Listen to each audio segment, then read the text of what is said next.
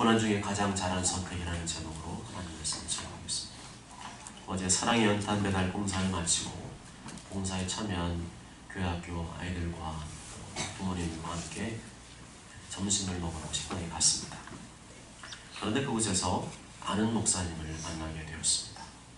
식사를 마치고 그 목사님과 잠시 얘기를 하면서 부모님과 아이들이 함께 연탄 배달 봉사하고 와서 식사를 하게 되었습니다 라고 말씀드렸더니 너무 부러워하시더라고요. 칭찬하시면서 너무 부러워하시더라고요. 기분이 좋았습니다. 사랑의 연탄 배달 봉사를 우리가 5년간 이어왔죠. 5년 정도 되니까 인정해 주는 것 같아요.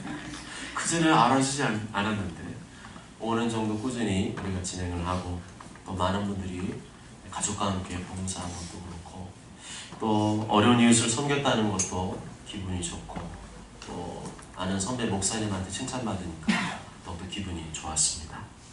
그러면서 제가 목회를 하면서 가장 잘한 선택 중에 하나가 바로 이 사랑의 연탄 배달 봉사라는 생각이 들었습니다. 그래서 내년에는 연탄 배달 500장에 도전을 해야 되겠다는 그런 생각을 살짝 해보았습니다. 할렐루야. 아멘. 모든 것이 다 하나님의 은혜입니다. 아멘. 모든 것이 하나님의 인도하심입니다. 아멘. 그렇지만 선택은 내가 하는 것입니다. 아무리 알려주어도 안 하는 것은 본인의 책임이고요. 할 수 있는데도 안 하는 것도 본인의 책임입니다. 나의 모든 선택과 결정까지 하나님께서 알아서 해주시지는 않습니다. 하나님께서 내 모든 발걸음을 인도하시고 성령으로 내 마음을 감동하시지만 선택하고 결정하고 실행에 옮기는 문제는 나의 문제인 줄 믿습니다. 아멘. 아무리 어렵고 힘든 상황 중에 있더라도 하나님의 말씀을 따라 좋은 마음을 품고 좋은 쪽을 택하게 되면 우리의 선택보다 더 좋은 길을 열어주신 하나님을 경험해낼 줄 믿습니다. 아멘. 그렇습니다. 우리의 삶 속에서 우리가 무엇을 선택하며 사냐는 문제는 대단히 중요한 문제예요. 선택은 본인의 자유이지만 어렵고 힘들다고 해서 타협하면 안 됩니다. 어렵고 힘들어도 변함없이 좋은 일 있을 때는 좋은 쪽만 택하지만 힘들고 어려워지면 사람 마음이 또 바뀌게 됩니다.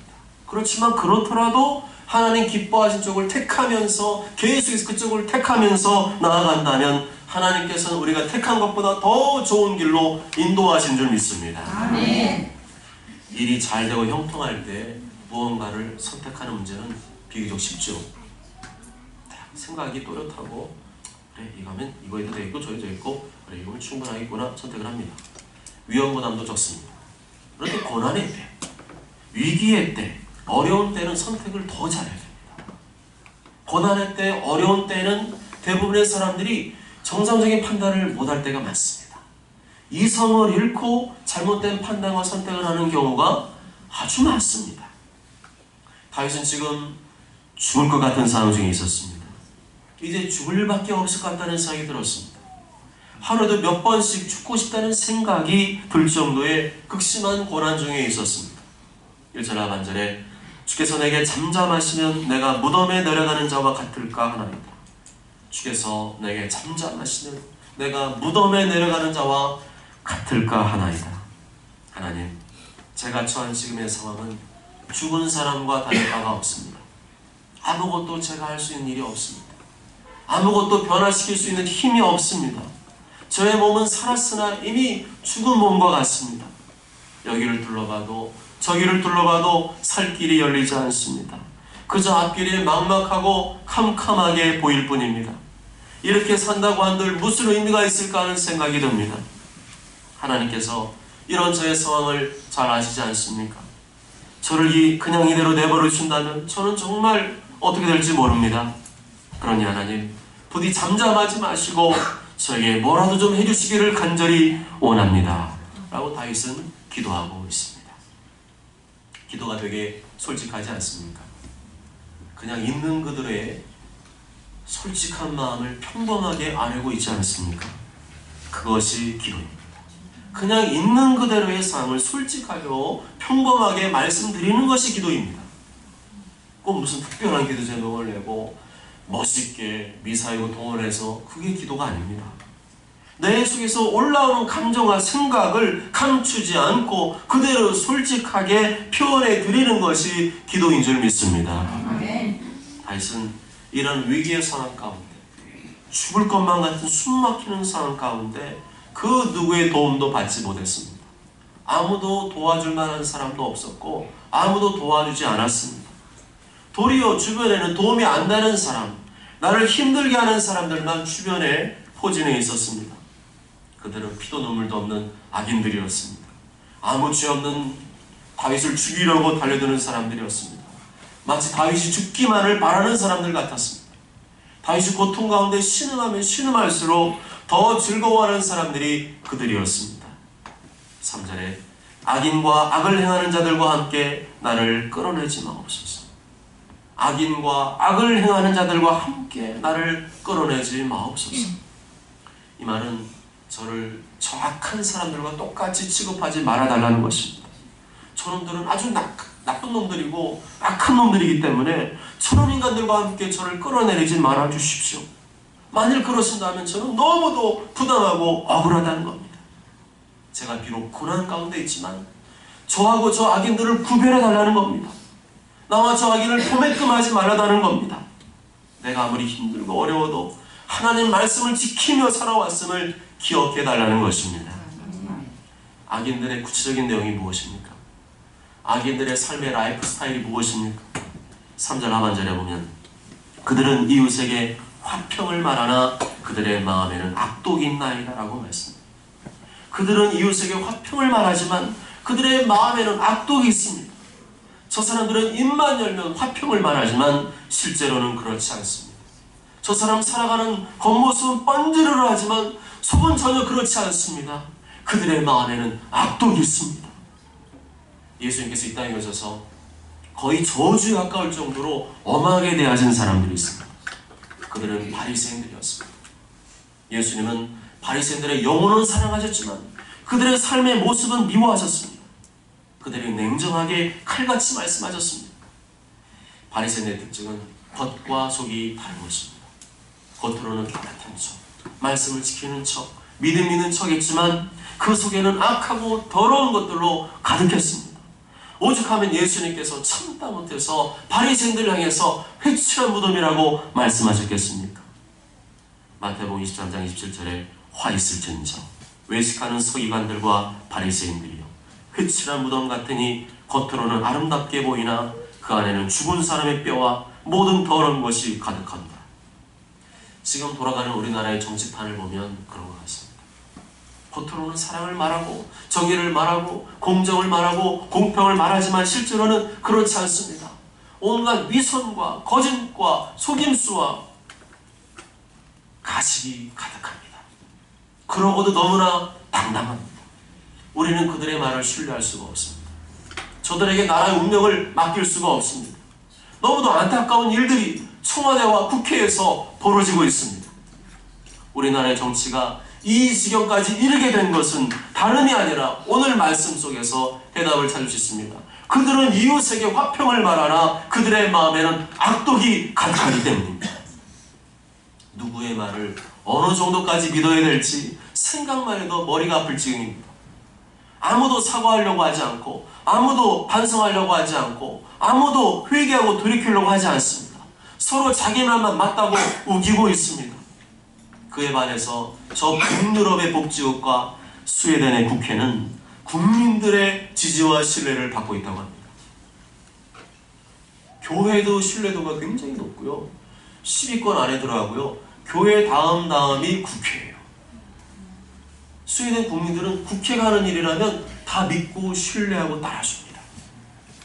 물러나도 감옥 가는 정치인들이 없고 다시금 평범한 시민의 자리로 돌아가서 여전히 존경받는 인물로 산다고 합니다. 우리나라도 그랬으면 좋겠습니다. 국민들이 정치인들 때문에 너무 피곤합니다. 뉴스만 틀면 온갖 정치인들의 비리와 고발 소식 때문에 정치인들에 대한 신뢰도가 바닥을 치고 있습니다. 이건 여야 문제가 아닙니다. 진보 보수 문제가 아닙니다. 다 그렇습니다. 그래서 저는 기도합니다. 다음 정권에는 하나님을 경외하고 두려워하는 사람, 하나님을 사랑하고 순종하는 사람, 이 땅에 하나님의 나라를 세우는 위정자들이 많아지기를 기도합니다. 여러분도 꼭 그렇게 기도하시길 바랍니다. 특히 우리 다음 세대들이, 우리 소풍교회 다음 세대들이 그렇게 해주었으면 좋겠습니다. 우리 교회 학교 학생들이 하나님의 말씀과 성령의 능력으로 무장하여 이 시대를 이끌어가며 나라와 민족과 열방을 복음화시키는 영적인 거장들이 되었으면 좋겠습니다. 아멘. 한편 다윗이 이렇게 죽을 지경이 되었을 때 선택한 방법이 무엇이었습니까? 1절에 여호와여 내가 주께 부르짖으오니, 2절에 내가 주의 지성소를 향하여 나의 손을 들고 주께 부르짖을 때 나의 간구하는 소리를 들으소서 라고 말씀합니다. 다윗은 고난과 위기 중에 기도를 택하였습니다. 부르짖는 기도를 택하였습니다. 간절한 마음으로 두 손을 들고 기도하였습니다. 주여! 주여! 주여! 간절히 주님의 이름을 부르며 두 손을 번쩍 들고 통성으로 기도하였습니다. 그것밖에 없었습니다. 혹시 절박한데도 기도를 쉬고 있습니까? 위기와 고난 가운데도 기도를 쉬고 있습니까? 지금 가장 최악의 선택을 하고 있는 것입니다. 기도는 폼이 아닙니다. 기도는 해도 그만 안 해도 그만이 아닙니다. 기도를 쉬는 것은 불신이고 죄악이라고 성경은 말씀합니다. 기도는 고난과 위기 가운데 가장 강력한 무기입니다.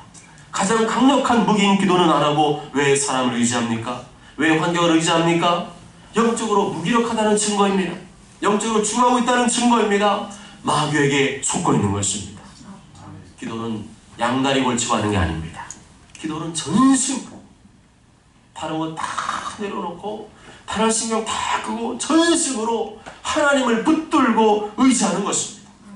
기도하면서 다른 생각하고 기도하면서 다른 것 의지하면 하나님께서 응답하시지 않습니다. 하나님 우리 마음을 아시잖아요.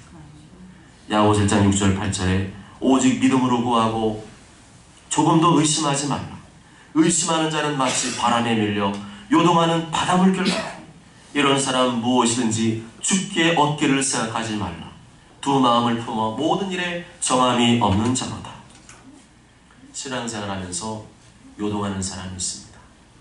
이리 갔다 저리 갔다 하는 사람이 있습니다. 이 사람 말 들었다가 저 사람 말 들었다가 하는 사람이 있습니다. 말씀도 안 듣고 목사 말도 안 듣고 내 마음에 맞는 말을 해주는 사람을 따라가는 사람이 있습니다. 그런 사람은 구애도 받지 못합니다. 그런 사람은 고난이 더욱 깊어갑니다. 이미 중심이 무너진 상태입니다. 중심이 왔다 갔다 하기 때문에 기도 하나 마나입니다. 그런 사람은 전심으로 부르짖어 기도할 수 없습니다. 간절히 기도할 수 없습니다. 그 결과 아무것도 받지 못합니다. 이러한 기도를 하는 사람은 기도 자체에 문제가 있다기보다는 근본적으로 그 사람의 마음에 문제가 있는 것입니다. 중심에 문제가 있는 것이고 그런 사람을 향해서 성경은 경고합니다. 이런 사람은 무엇이든지 죽게 얻기를 생각하지 말라. 두 마음을 품어 모든 일에 정함이 없는 자로다. 두 마음을 품고 있다. 마음의 문제라는 것입니다. 이런 상태로는 똑바로 기도가 안 되기 때문에 기도부터 하려고 하지 말고 마음을 정하고 뜻을 정하여 전심으로 하나님을 의지하는 마음부터 회복해야 될 줄 믿습니다. 하나님은 기도 내용만 보시는 것이 아니라 기도자의 중심을 보시는 줄 믿습니다. 여러분은 20편 말씀을 대하시면서 계속 제가 1편부터 28편까지 왔습니다. 10편 말씀을 대하시면서 뭘 배우기를 원하십니까? 기독교 교리를 배우기를 원하십니까? 성경 지식을 배우기를 원하십니까?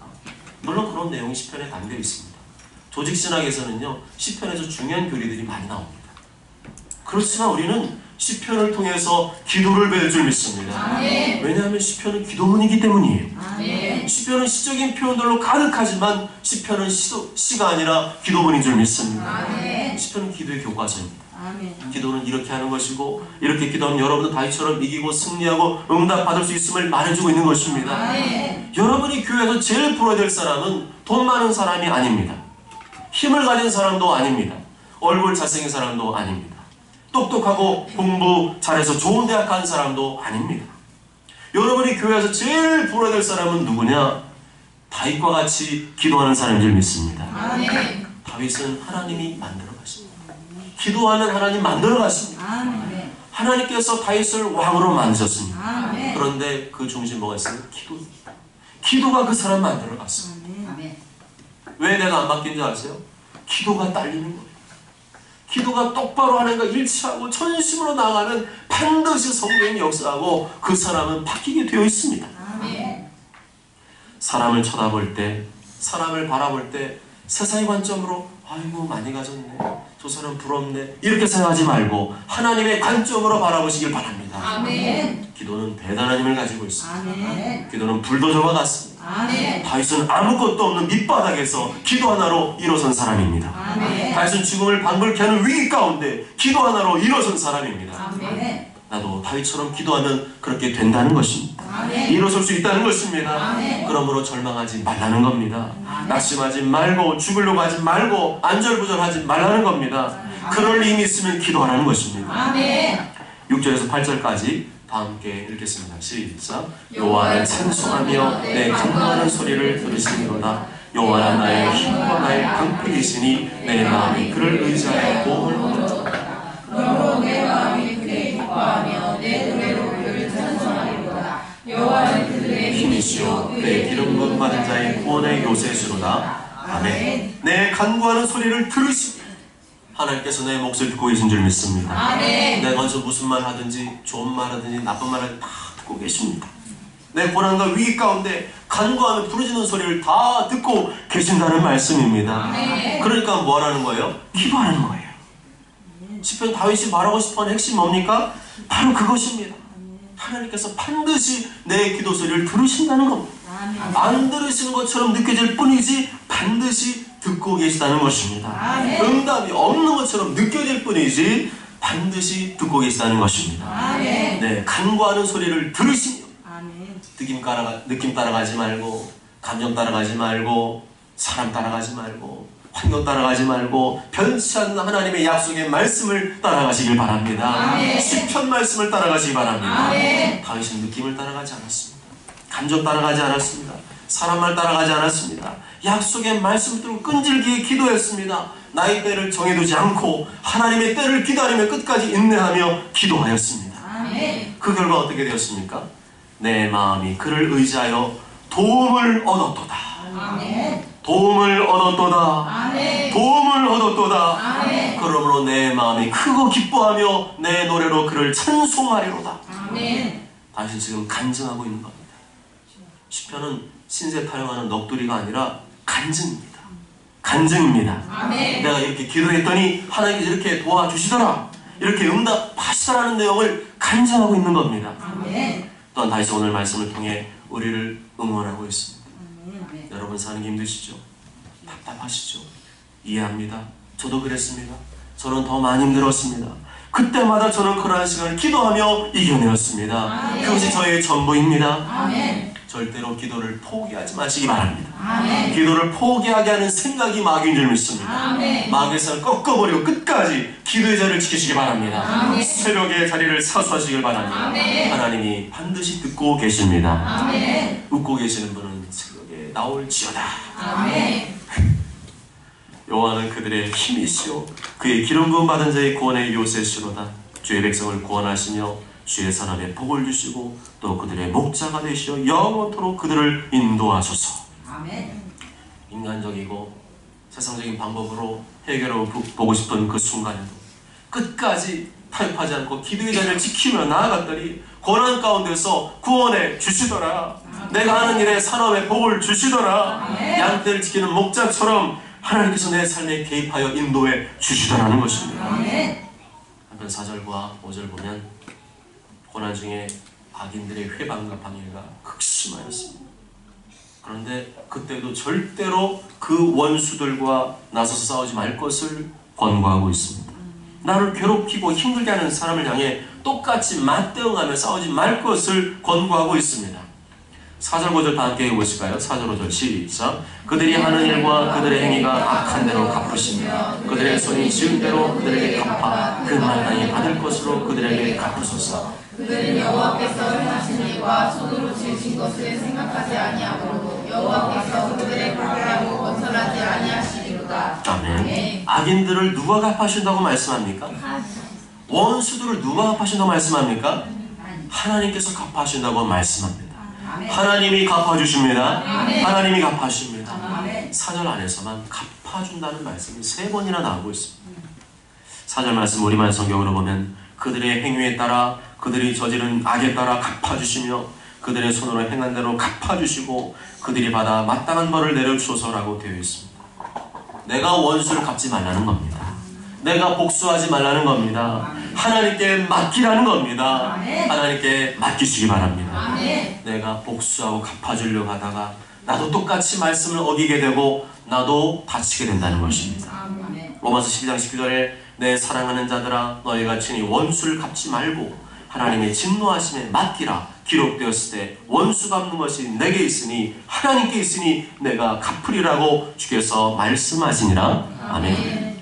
악인들은 어차피 두려워하지 않습니다.